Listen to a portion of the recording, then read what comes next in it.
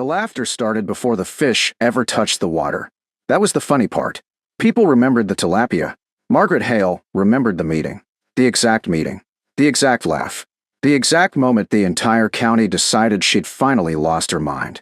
It happened inside the co-op conference room on a rainy February afternoon. Farmers filled every chair. Coffee steamed from paper cups. Weather forecasts covered one wall. Commodity prices covered another. The discussion centered on a problem everyone understood. Soil. Specifically, tired soil. Fields weren't performing like they used to. Input costs kept rising. Fertilizer bills climbed every season. Yields stayed stubborn. Nobody seemed happy. Then Margaret raised her hand. Never a good sign. At least according to Dale Harper. Dale immediately leaned back. Oh no. Margaret looked over. What? Dale pointed his coffee cup. That look. Silence. What look? The ideal look. The room laughed. Because everybody knew it. Margaret only attended meetings when she wanted answers. Or when she thought she'd found one. Neither situation usually ended normally.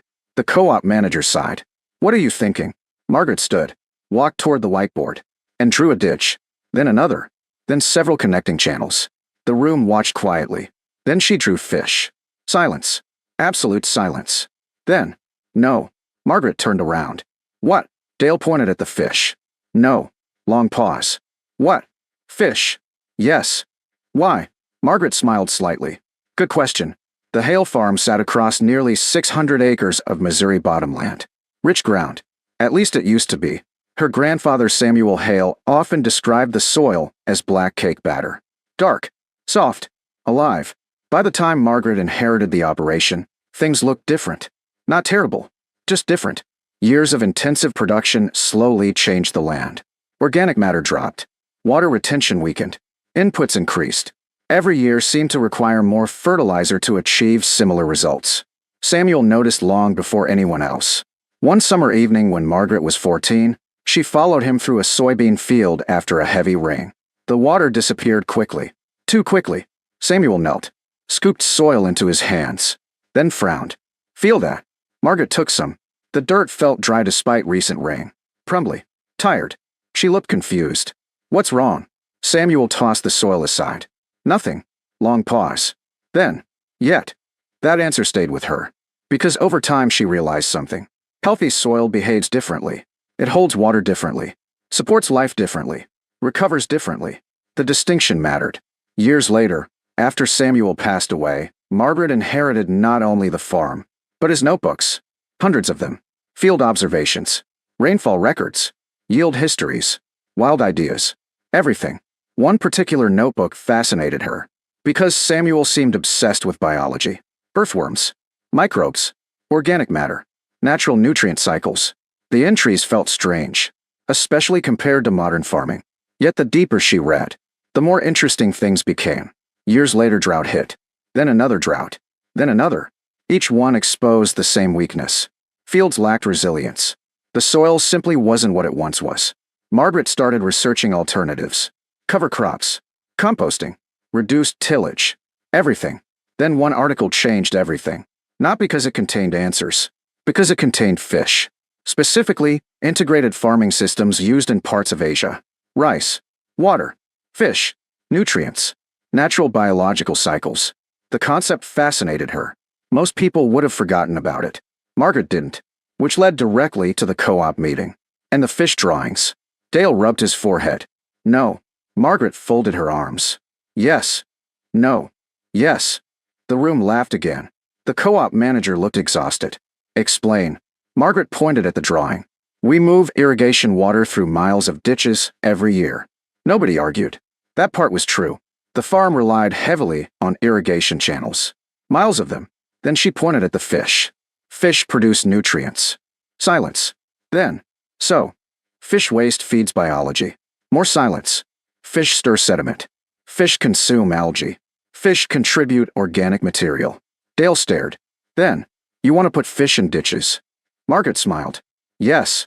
The room erupted. Not angrily. Worse. Amused. The kind of laughter reserved for ideas people don't consider dangerous enough to argue against. Margaret sat down.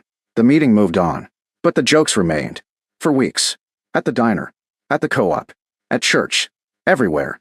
Dale created new material constantly. Good news, everybody. Rick Harlow looked up. What? Margaret's opening a seafood farm. Laughter spread through the room.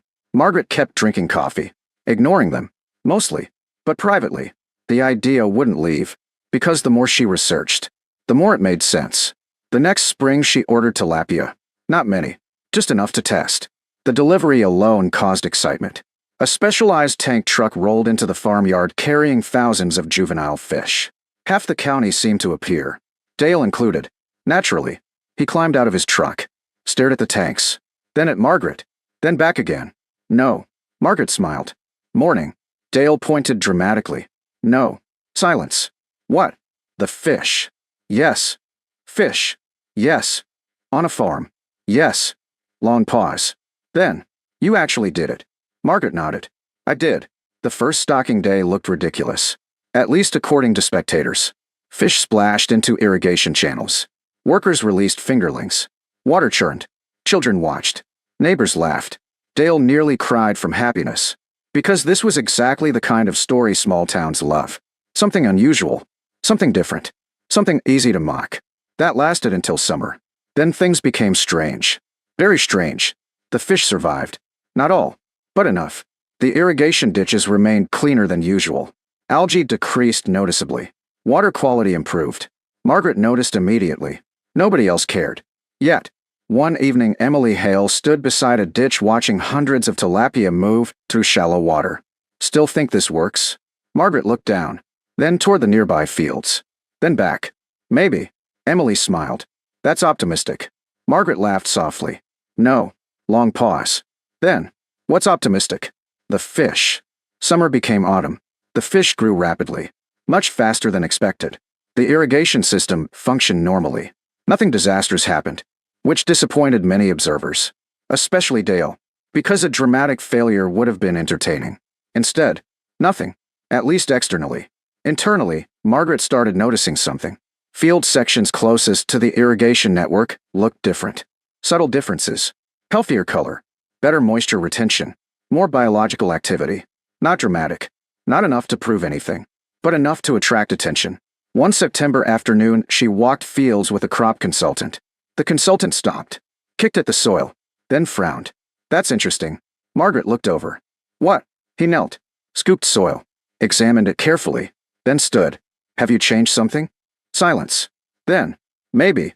The consultant looked across the field, then toward the ditch, then back again. You've got more biological activity. Margaret felt her pulse quicken. Really? He nodded. Yes. Long pause. Then, why? Margaret looked toward the water, toward the fish, then smiled slightly. Because she already knew what everyone would say. Fish couldn't improve farmland. Fish belonged in ponds, or lakes, or dinner plates, not irrigation ditches, which was exactly why nobody expected what happened next. Because the following growing season, the numbers started arriving. The numbers arrived in July, and at first, Margaret thought they were wrong. Not dramatically wrong, just enough to make her suspicious. The yield monitor showed stronger production in field sections nearest the irrigation ditches. Not by a little, by enough to matter. She checked again, then a third time. Same result. The areas closest to the water consistently outperformed the rest of the farm. One afternoon, Emily found her standing beside a computer screen. Yield maps covered the display. Color-coded sections stretched across hundreds of acres. Emily frowned. You've been staring at that for an hour. Margaret nodded. Yes. Long pause. Good staring or bad staring? Margaret pointed at the screen. The ditch fields. Emily looked, then looked again. Then, what about them? Margaret zoomed in. The highest performing zones followed the irrigation network almost perfectly, like someone had traced the ditches with a marker. Silence. Then, oh, exactly. Oh, that autumn the harvest numbers became official. The ditch-adjacent fields produced some of the best yields on the farm. Not every field, not every acre, but enough. Enough to be impossible to ignore. The county noticed. Of course it did. Because farmers notice yields. They always notice yields. One morning Dale Harper walked into the diner carrying a harvest summary, then sat heavily. No. Rick looked up. What? Dale slapped the paperwork onto the table. No. Silence. Then, what happened? Dale pointed at the numbers. Fish. Rick blinked. Fish. Fish. The table fell silent. Because nobody wanted that answer. Not really. The next year, Margaret expanded the experiment. More tilapia. More ditch sections. More monitoring. More data. This time she documented everything. Water quality. Soil biology. Organic matter. Moisture retention.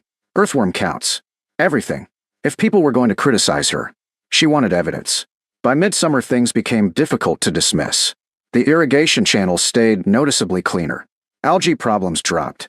Sediment accumulation decreased. And the soil closest to the ditches continued improving. One crop consultant returned 3 separate times.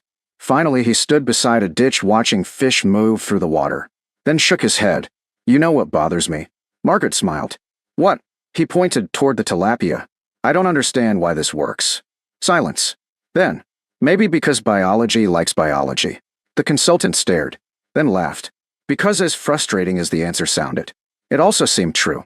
The real breakthrough happened during a drought. A serious one. The kind farmers discuss for years afterward. Rain disappeared. Temperatures climbed. Fields across the county struggled. Every conversation centered on moisture, or the lack of it. One afternoon, Dale stood beside a fence overlooking one of Margaret's fields, then looked across neighboring properties. The difference felt obvious. Her crops remained greener, healthier, more resilient. Not perfect, just better. Enough better to notice. Dale kicked at the dirt, then frowned. The soil felt different. Darker, softer, more alive. He hated that, because it reminded him of every joke he'd made, every fish comment, every seafood farm remark. All of it. One evening, he finally drove to Margaret's farm. Naturally, he found her standing beside a ditch. Tilapia moved through the water below. The setting sun reflected across the surface. For several seconds, he simply stared. Then, no. Margaret laughed. Evening. Dale pointed toward the fish. No. Silence. What? This should not work. Margaret smiled slightly. Apparently. Dale shook his head. For 3 years I've been waiting for this to fail. Yes. Long pause. It's getting annoying. That answer made her laugh harder than expected. By the 4th year, universities became interested. Then agricultural researchers. Then conservation groups. People started visiting the farm. Not because of the crops. Because of the system. The integration. The unusual combination of water management, nutrient cycling, and biological activity. One professor spent an entire afternoon studying ditch samples. Then another. Then another. Eventually, he looked at Margaret and said something she'd never expected. You may have stumbled onto something important. Silence. Then, accidentally. The professor smiled. Most discoveries happen that way. The county's attitude changed slowly. Very slowly. At first, people mocked the idea, then ignored it, then questioned it, then copied it. That last stage always amused Margaret, because several of the same farmers who laughed the hardest eventually started stocking fish of their own. Not publicly, of course. Farmers rarely admit those things. But she noticed. Everyone noticed. Especially Dale. One autumn afternoon, he stood beside a newly stocked ditch on his own farm. Margaret happened to drive by. She stopped, got out, looked at the water, then looked at him. Long silence. Then, fish. Dale stared. Leave. Margaret smiled. You bought fish. Leave. You bought fish. Dale pointed toward the truck. Get off my property. She laughed all the way back to the road. 5 years after the original stocking experiment, the farm looked different. Not dramatically, just healthier. The soil contained more life. Organic matter increased. Water infiltration improved. Earthworms returned in remarkable numbers. Input costs stabilized. The fields handled stress better. Everything felt more resilient. One evening, Margaret stood beside the same irrigation ditch where the first tilapia had been released years earlier. The water moved quietly through the channel. Fish darted beneath the surface. The fields beyond glowed beneath the setting sun. Emily walked over. You know what I find funny? Margaret smiled. What? Emily pointed toward the water. Everybody remembers the fish.